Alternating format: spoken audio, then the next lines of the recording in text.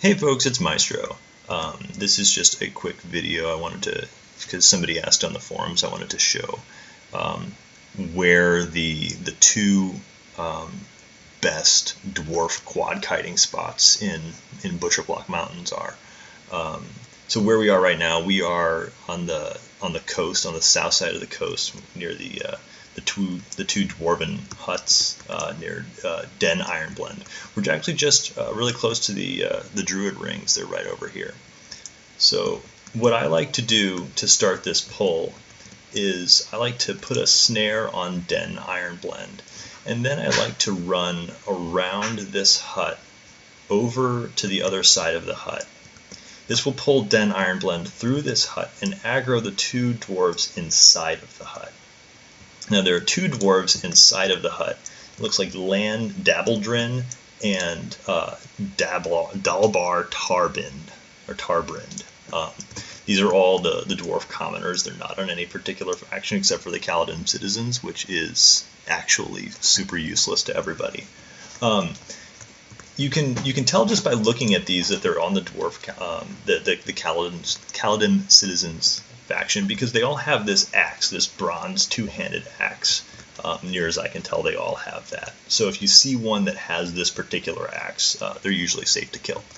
Another thing to note about this camp is that this guy right here, Candon Firepot, and also Tagnus Ginfar, they will not add. You don't have to worry about doing anything special. I'm sure there are some dwarves in this hut. They won't add either. So what I like to do is I snare Den Ironblend, and then I run over to this hill, and then I just turn around and I wait for just a couple of seconds until Den runs through this hut here and pulls the other two dwarves. I snare them, and then I run and I go and pick up the fourth dwarf for our quad. The fourth dwarf is going to be on the other side of this mountain over here, over by the guard tower with the high elf merchant. It's a little bit of a trek, but it's really not that bad, just to run over there, and it's definitely worth it to pick up another monster for your quad. On the P99 wiki, there is on the map of the Butcherblock Mountains, this spot is actually called an abandoned house, but as we're about to see, it's not actually abandoned. Now, while I'm running over here, those other three dwarves that I snared, those are going to chase me the whole time. But you're high enough to quad, so you'll be using ensnare, and they never really get to you. So then we pick up Cygnus Borin. We just snare her as well, and then I like to do my quads over here by the dwarf guards. These two dwarf guards by this high elf merchant tower. It's a nice flat open spot.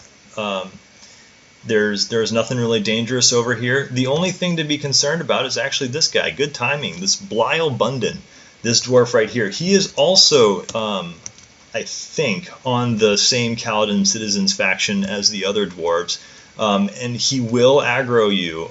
He will assist, as far as I know. The only thing is he's like level 5. He cannot possibly hurt you, so it might be easy just to keep Combust open or some other low-level nuke and just take him out if he adds. Other than that, you have plenty of room here to run around in circles and get your quad together and then quad them down. And then, of course, you'll loot all of the bronze two-handed axes. These guards, again, like every other dwarf in this zone, will not add. And then you can come in here, and then there's Felon Razdal right here, and you can sell to him. So that's the coastal dwarves. I think they're on a little bit of a faster spawn time than the dock dwarves. In the next video, we'll talk about the dock dwarves. I hope that was helpful.